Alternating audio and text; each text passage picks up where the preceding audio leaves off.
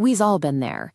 You're lying in bed, scrolling through your feed, and suddenly another friend posts a photo in front of a flawless suburban home. The anxiety spikes immediately. That anxiety is fueled by a script we've had drilled into our heads since we were kids. If you are renting, you are throwing your money away to pay someone else's mortgage. But if we evaluate a house using the same metrics as any other asset, the standard math behind that rule starts to fracture. By treating renting as a deliberate strategy rather than a temporary stopgap, you can accumulate hundreds of thousands of dollars more in wealth over your lifetime than the average homeowner. Deciding between these two paths requires moving past the social narrative and analyzing the actual ledger. To be fair, the appeal of homeownership is based on a real mechanic. When you pay a mortgage, a portion of that check goes toward paying down the principal of your loan. It functions as a forced savings account, building your equity over time. But equity is only one part of the equation. Most of the money spent on a home falls under a concept called unrecoverable costs. These are expenses that leave your bank account and never return as wealth. This chart breaks down a typical monthly mortgage payment.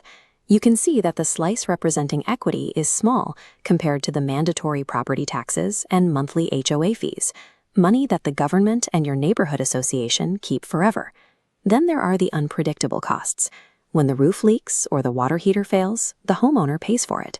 Once you add in mandatory insurance, the portion of your payment that actually builds your net worth shrinks even further. The largest unrecoverable cost, however, is the interest. Because of how a standard 30-year loan is structured, your early payments are heavily front-loaded. For the first decade, you are mostly paying the bank for the privilege of borrowing money. Renters pay a landlord, but homeowners pay the bank, the government, and the hardware store. When you calculate these unrecoverable costs, the financial gap between renting and buying begins to close. To see how a renter pulls ahead, we have to look at the alternative. If you compare the exact same property, renting is almost always cheaper month to month than the total cost of a mortgage, taxes, and upkeep. This creates two pools of capital for the renter. First, they have a starting sum, like a $60,000 down payment, that isn't locked up in a single house. Second, they have a monthly surplus. By avoiding the interest and maintenance of owning, our hypothetical renter saves about $500 every month. This graph shows what happens when you invest that $60,000 plus the $500 in monthly savings into a low-cost index fund like the S&P 500. Over 15 years, compound interest drives an exponential growth curve. Now, look at the homeowner's net wealth over the same period. Even if the house increases in value, that gain is dragged down by 15 years of interest, taxes, and repairs. Historically, the returns from the broad stock market have outpaced the net expense-adjusted returns of owning a single piece of residential real estate.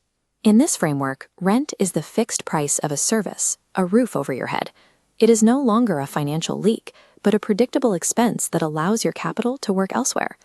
Renting also provides geographic flexibility to move for a better job and removes the personal liability of maintaining a physical structure.